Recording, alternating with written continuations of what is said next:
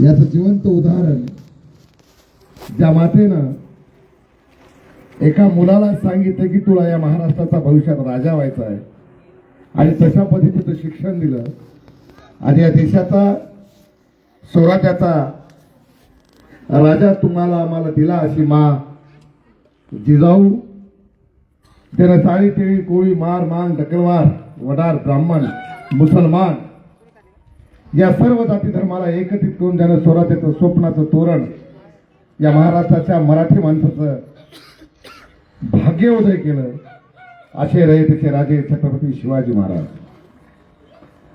बलिदान कशाला म्हणावं, राज्यासाठी नव्हे तर धर्मासाठी कसं मरावं, तीळ तीळ आपल्या जीवाचं रक्ताचं पाणी सांडून ज्या माणसानं बलिदान दिलं आणि तुम्हाला आणि आम्हाला छत्रपतींचा छावा म्हणून ज्या राजानं स्वाभिमान शिकवला असे रयतेचे राजे छत्रपती शंभू महाराज. ज्या बापाची जयंती 14 एप्रिलला आपण साजरी करणार आहोत, ज्याला या देशातील सर्वात जास्त डिग्र्या ज्यांनी घेतल्यात, ज्याचं वर्ल्ड रेकॉर्ड त्यांच्या नावावर आहे, ज्याच्या नावावर जगात सर्वात जास्त कविता लिहिल्या याचंही वर्ल्ड रेकॉर्ड आहे, ज्याच्या नावावर सर्वात जास्त गीतं गायला गेली याचंही रेकॉर्ड त्याच्या नावावर आहे, ज्याचे जगात सर्वात जास्त पुतळे आहेत हेही जग वर्ल्ड रेकॉर्ड आहे. असा तुमचा माझा या भारत देशाचा भारत भाग्य विधाता भीमराव रामजी आंबेडकर यांना या ठिकाणावर तिलवार वंदन करतो. ज्यानं चुलीची बाई दिल्लीच्या तख्तावर नेऊन बसवण्याचं सामर्थ्य दिलं, जिच्या हाती पाळण्याची दोरी ती घराचा उद्धार करी आणि जिच्या हाती शिक्षणाची दोरी ती ह्या देशाचा उद्धार करी, असा संदेश देऊन बोले पेचा चाले त्याची वंदानी पाऊले, नुसते बोललेच नाही करून दाखवलं असे तथागत महात्मा ज्योतिबा फुले.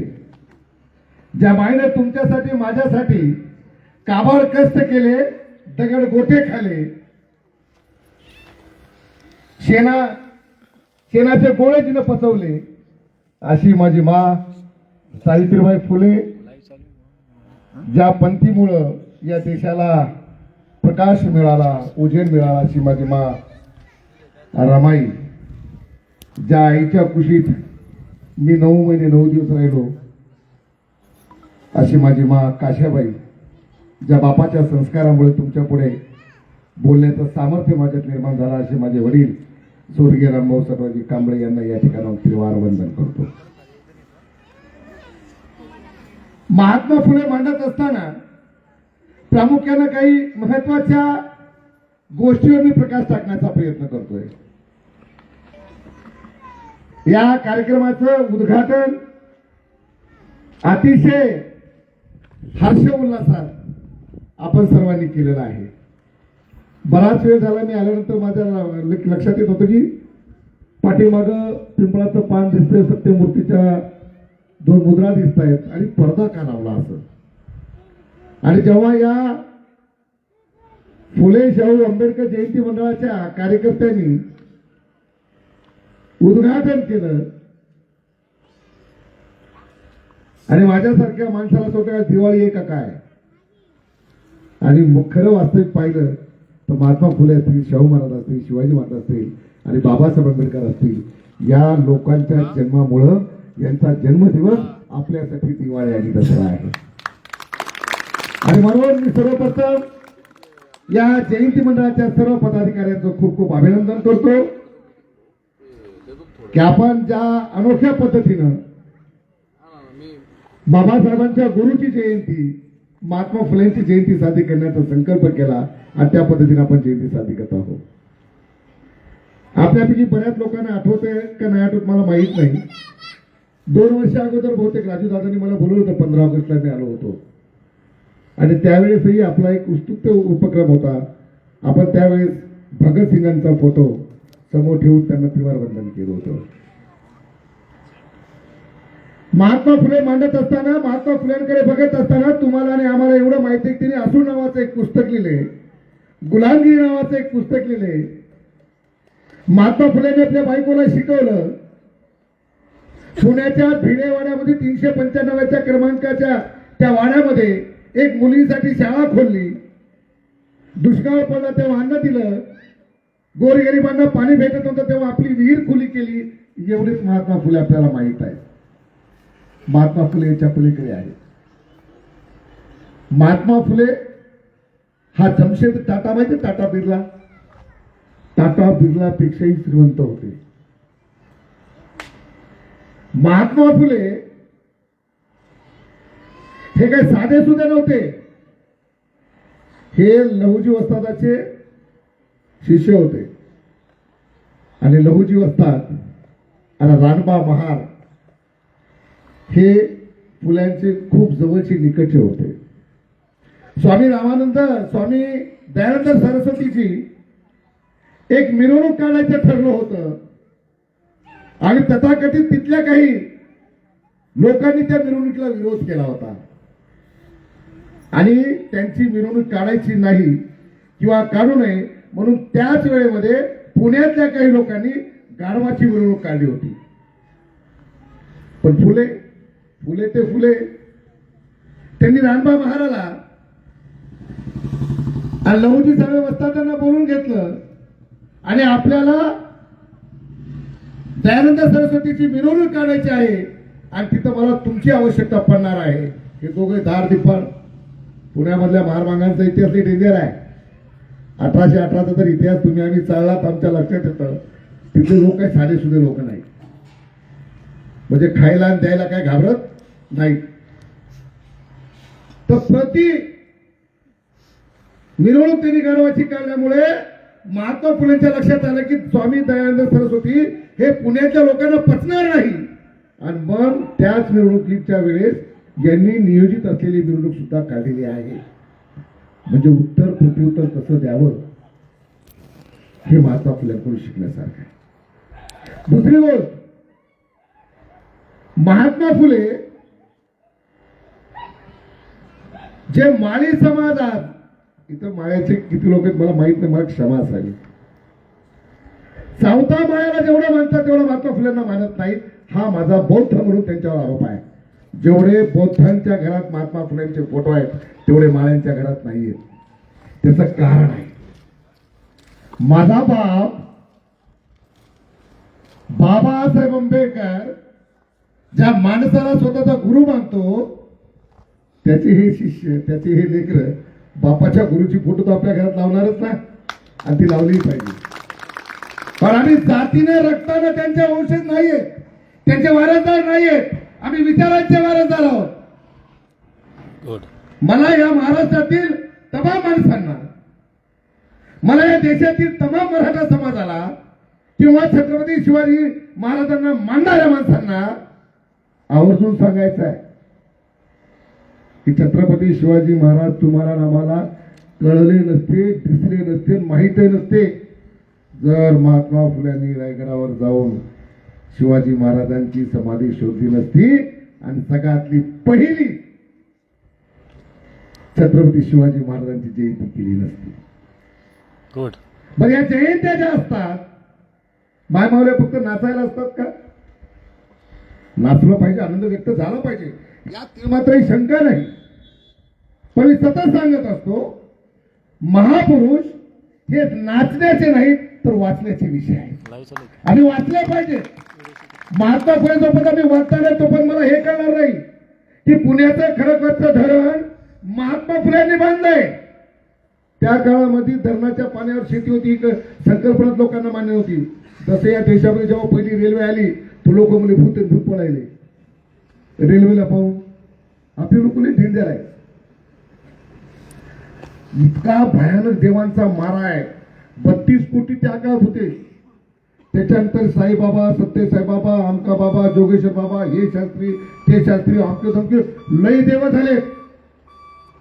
पण त्या काळातही महात्मा फुले सांगून गेले की जर नवसानं जर लेकर होत असतील तर नवऱ्याची गरज काय? बरोबर आहे राजदादा. आता काल परवा महाराष्ट्रामध्ये एक मोठा बाबा होऊन गेला.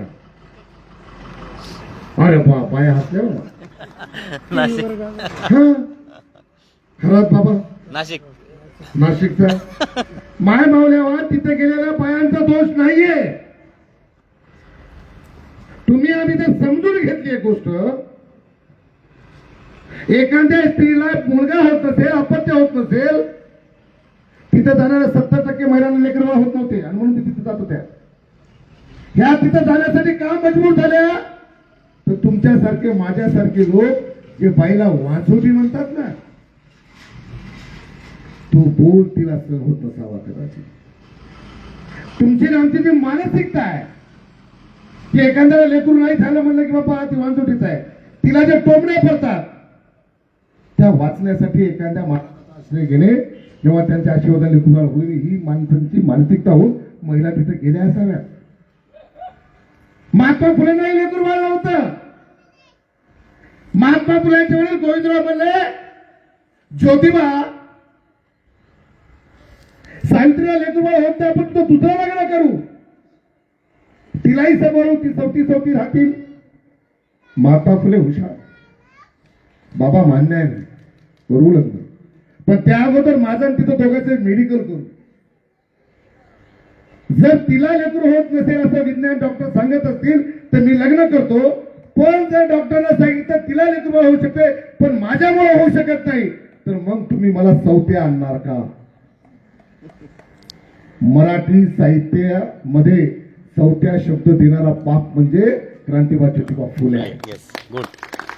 आणि म्हणून क्रांतिबा ज्योतिबा फुले समजून घेत असताना तुमच्या घरावर पाठवत नाही. आता येथे पिको फॉल करून मिळेल, मेहंदी काढून मिळेल, काहीतरी ते ॲब्रो करून ॲब्रो माब्रो काळी बाई गोरी करून मिळेल, म्हणजे पाट्या असतील.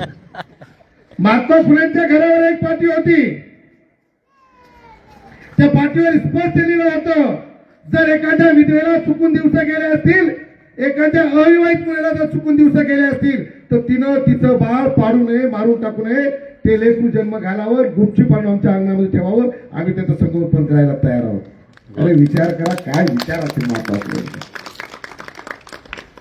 खडकवासचं धरण बांधलं, लोक ते पाणी घेऊन शेती करायला तयार नाहीत.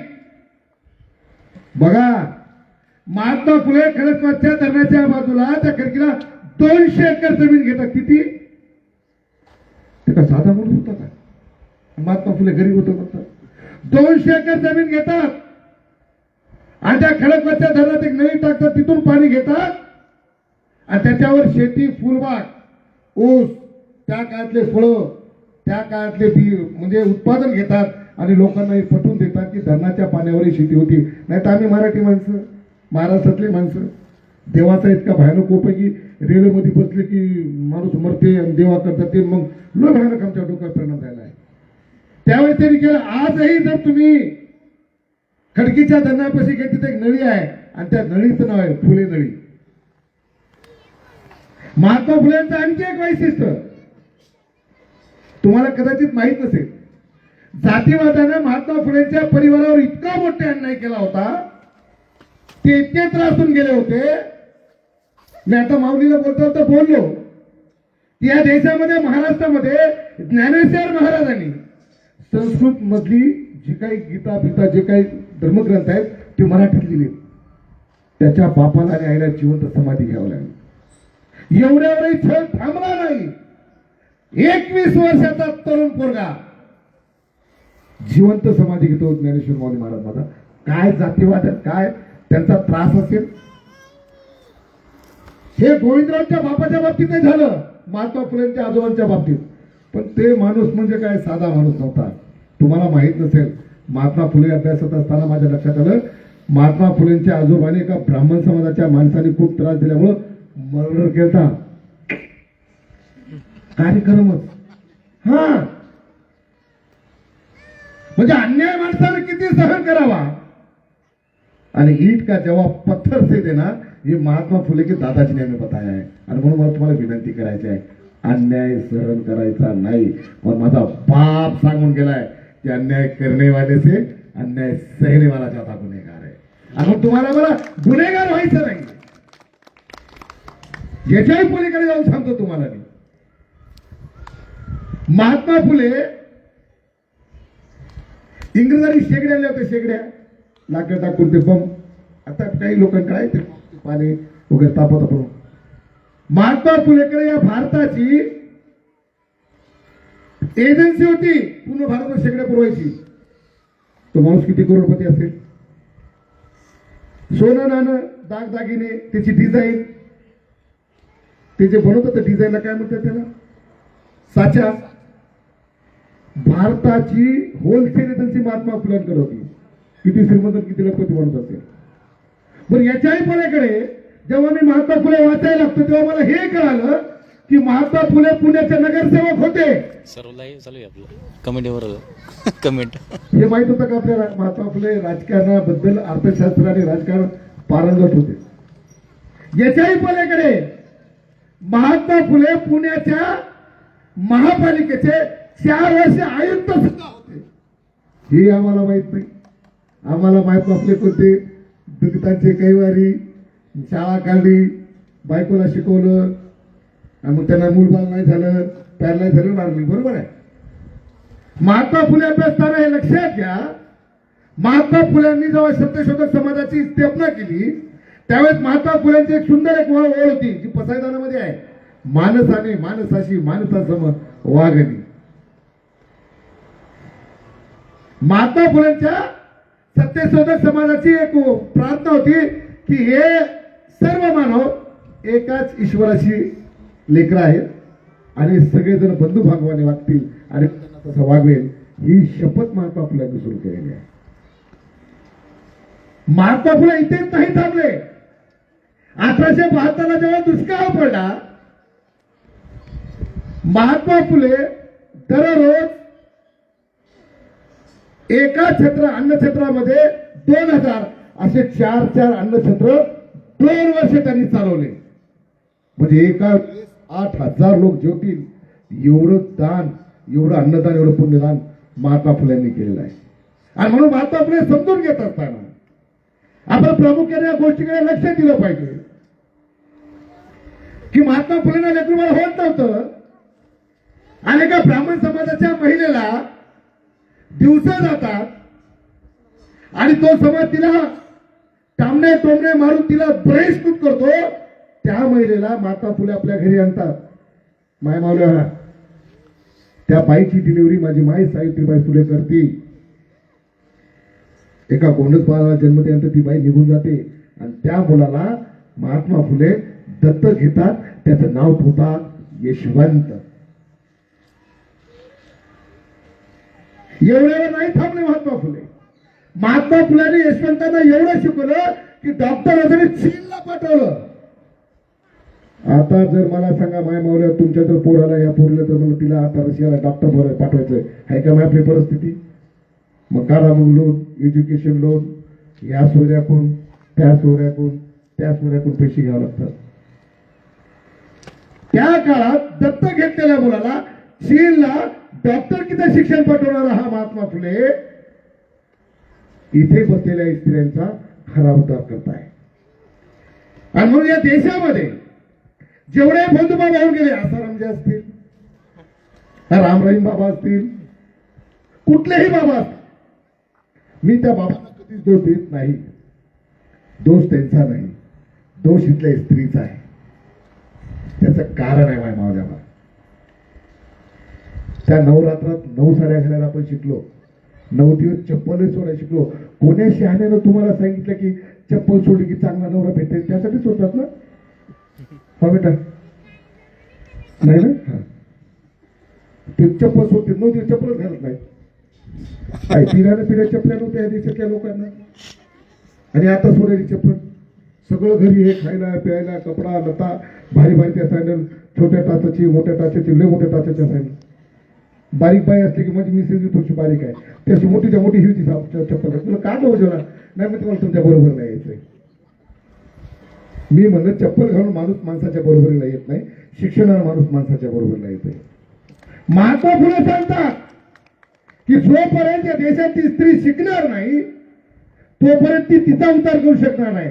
माय मावल्या मला सांगा, जर या खरात बाबाकडे चालणाऱ्या बाया यांनी जर महात्मा फुले वाचले असते, सावित्रीबाई फुले वाचले असते आणि त्या श्रद्धेला मुठमाती देऊन ह्या त्याच्या घरी गेल्या असत्या का?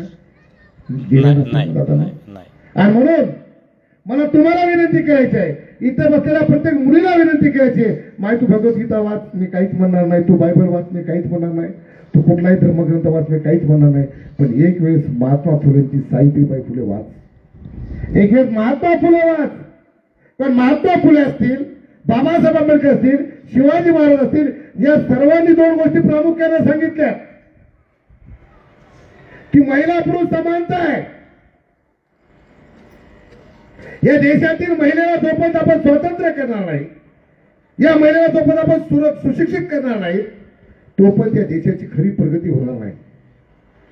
कुठली तरी अलिझाबेथ, कोणी जपले तर राणी होती एक, इंग्लंडची राणी, इंग्लंडहून भारतात आली, काय ना एलिझाबेथ, इथं आली, इथली राणी झाली, इथं कारभार पाहिला.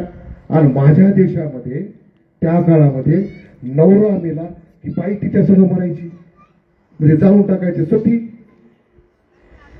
म्हणजे एकीकडे आम्ही उपभोगलेली, आम्ही बघितलेली राणी झाली अलियाबेग, काय तिचं नाव ती बिचारी, या देशाची राणी म्हणून या देशावर राज्य करते. आणि माझी मायमाऊली नवरा गेल्यानंतर सतीच्या प्रत्येकाली जिवंत जाण्यासाठी ही प्रथा त्या काळात इंग्रजांनी बंद केली. आणि म्हणून जोपर्यंत माय राहू दे तिला, राहू दे माय तिला, त्याला जसं करायचं तसं करू दे. ए माय आजी, आय माय राहू दे, ए माय राहू दे. आमचं हेच तर पडल ना, पडता पडता त्याला कसं सावरायचं शिकू द्या. आमचं चुकतं इथं, लेकरू पडा गेले की धप्पड जाऊन पकडतो, त्याला कळू द्या ना. पडल्यानंतर काय होतंय, कसं पडतंय ते तुमच्या माझ्यापेक्षा हुशार आहे. हे पोर मायबापाच्या मोबाईलचे लेकर आहे. इंस्टाग्राम, व्हॉट्सअप, फेसबुक हे सगळे लेकर म्हणजे मोबाईलचे लेकर आहेत. काय तुमच्या माझ्यापेक्षा एका कधी कधी ताई तुमच्या लक्षात त्याचा कोड राहणार आहे, त्याला माहित असेल कोड काय आहे काय. बरेच लेकर असे आहेत की मायबाप झोपले का ती उठतात तर मोबाईल खेळत होतात, पण दिवसा माय देणं झाली, दिवसा बाप देणं झाले मोबाईल. ते मायबाप झोपायची वाट पाहते, झोपलं की मोबाईल घेऊन खेळत होते, सांगून घेतात तर मधामध्ये खेळत होतात. आणि म्हणून मग तुम्हाला विनंती करायची आहे की या देशातल्या मुलींना शिकवा. जो पण मुलगी शिकणार नाही तो पण घर शिकणार नाही. माझी माय जर रोज सकाळी उठत असेल, आंघोळ करत असेल आणि माझा उपवास आहे म्हणत असेल तर ते दही किंवा दूध जर स्वतःच्या पिंडीवर टाकत असेल तर मी ते शिकणार ना. मी या गरीबाला अन्नदान देण्याचं शिकणार नाही. आणि म्हणून तुमची जबाबदारी. रमाबाई नसतं तर बाबासाहेब घरी नसते. आता आमच्या बायको तपवून द्या, गवळी सर कुठं आहे, किती वेळ लागणार आहे, आलो ना 10 मिनिटात. बाबासाहेबाला कधी रमाबाई म्हणले की जायचं नाही भाई. सावित्रीबाई मुले तिथं पाय लावलं कोणी, लोकांना पैसे घेत, सावित्रीबाई फुले माता फुले घरडा येत नाही काय. म्हणून मायबाला तुमची खूप मोठी जबाबदारी आहे. कारण आम्ही बापाला बघण्या अगोदर 9 महिने 9 दिवस अगोदर तुम्हाला चाललोय. 9 महिने 9 दिवस या भूतलावर येण्या अगोदर आम्ही तुमच्या पोटात आलोय, तुमच्या कुशीत आलोय. म्हणून तुमचे संस्कार आमच्यावर खूप मोठे पडणार आहेत. आणि म्हणून हे माता फुलेंना माहित होतं की मला या जगातील स्त्रियांना शिकवायचं असेल तर एखाद्या दुसऱ्याच्या बायकोला मी शिकवलं तर चालणार नाही, मला माझ्या बायकोला शिकवायला लागणार आहे. आणि म्हणून महात्मा फुलेंनी स्वतःच्या पत्नीला शिकवलं. आणि या देशातल्या अरबो खरबो सगळ्या महिलांना, जगात दुसरा नंबर आला माऊली.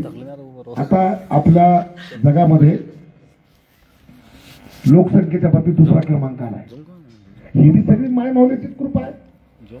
काय बापाची हिंमत आहे. म्हणून मला तुला विनंती करायची आहे, या देशामध्ये खरं खुरं परिवर्तन जर करायचं असेल तर माय माऊला तुमच्यात परिवर्तन होणं आवश्यक आहे. महात्मा फुले समजून घेत असता. आणखी एक महत्वाची गोष्ट, महात्मा फुले या देशातील एक असे व्यक्ती आहेत ज्या माणसानं स्वतःच्या स्त्रीला म्हणजे स्वतःच्या पत्नीला शिकवलं नाही.